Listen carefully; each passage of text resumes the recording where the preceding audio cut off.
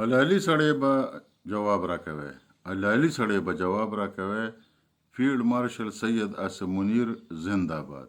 فیلډ مارشل سید اسم منیر زنده‌باد. پاکستان پاینده-باد. دا د حلالي کسانو لپاره دی. ښه د پاکستان د فوج سرلښکر فیلډ مارشل سید اسم منیر د اپریل په 14مه نیټه باندې یو ډېر اهم دستوره وه، په هغې کې خطاب کړی دی او په هغې کې ټولې خبرې سپینې کړي دي. د چا پړونو کې که څه شکونه وي نو دا شکونه هم د زړه نه وباسئ او ډېر زر به مطلب ویلی چې لکه بیا چېرته پړ مخې پراته یې او لتې به ټکوئ او بیا به وایئ چې یاره موږ ته چا ویلي نو.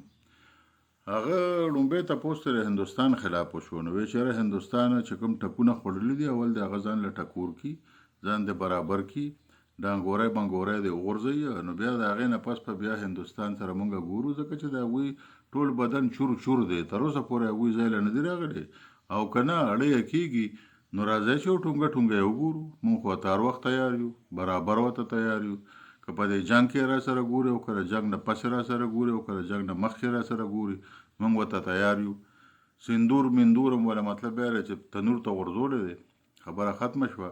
او که باقي هم په اړه کې څه شک شوبه پاتې نو ما خو راته ووایه چې هغه ورته ښه ښکاره ووایه چې راځئ چې یو ټونګه ټونګه وګورو. موږ درته ښه تیار او ښه په سو کې ناست یو او هم تاسو ته په سو کې ناست یو، ځکه چې ټول ارامیتوب هم تاسو جوړ کړی دی په سیمه کې.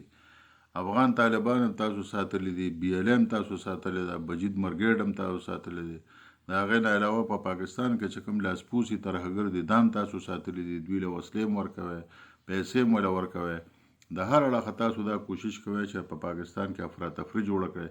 لہذا تاسو ته خو مونږ په سو کې ناست یو چې خدای ملاس غلط کا او چې تر لاس همداسې یو غلط کار وشي لکه څنګه چې د مۍ په 24 د مۍ په 9 او 8 او 9 نیټه باندې ستاسو لاسونه غلط کارونه شوي وو او بیا د هغې درته داسې جواب میلو شو چې بیا د خلکو په خپو کې پراته وی چې یا خدای پاکه د پاکستان نم خلاص کړي، یا ټرمپه د پاکستان نم خلاص کا، یا شاه سلمانه د پاکستان نم خلاص کا، یا د قطر امیره د پاکستان نم خلاص کا.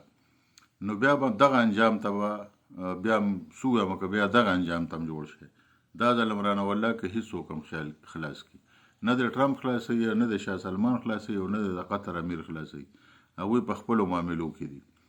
دویمه خبره دا ده چې دا کوم کسان په پاکستان کې دا سوچ کوي چې د پاکستان قیادت نوزګاره دی او موږ ته پام نه دی او موږ به خپلې ترهګرۍ په بلوچستان او په خیبر پښتونخوا کې جاري ساتو، نو ډېر زر د دوی په سر باندې یو شړق را پرېږدونکی دی او داسې شړق به یې پر سر باندې را پروزي چې ورته پته ولګي چې سیره څو پخېږي.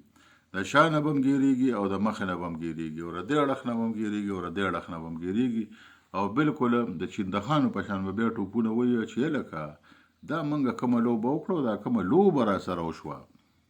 لہذا ستاسو لپاره ډېر زبردست لټونه برابر شوي دي. په دغه لټونو کې به تاسو په خپله راګیرېږئ او ستاسو چې کوم باداران دي هغوی به درنه بیا تښتي، هغوی به راته وایي چې وروره موږ ته مه رانږدې کېږئ، موږ ته مه رانږدې کېږئ، موږ هم درسره تباه کېږو. او چې د بادارانو کوم باداران دي نو د هغوی کړه کېږي نو را میدان ته رسي. موږ خو ورته وایو چې را میدان ته رسي، ځکه چې علاج خو موږ دا ځل ښه برابر کړی دی. موږ وایو چې دا ځل یې برابر ټولو سره سمو، برابر ټولو سره معلومو، که هغه هندوستان دی او که هغه افغان طالبان دي او که هغه بي ال اې ده، که هغه مجید برګیډ دی او که هغه په خیبر پښتونخوا کې د افغان طالبانو لاسپوڅي دي، ټولو سره یو شان برابرو، یو شان یې ورسره برابرو او دا معامله د سره ختمو. او انشاءالله تعالی چې دا کار به هم د فیلډ مارشل سید اسم منیر په قیادت کې کېږي او ډېره مودم پکې نشته.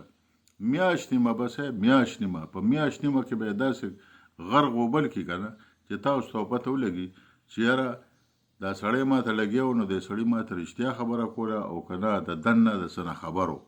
نو لہذا که زمونږ په شان ځوانان هم پکې قرباني شي نو موږ به په دې باندې فخر کوو.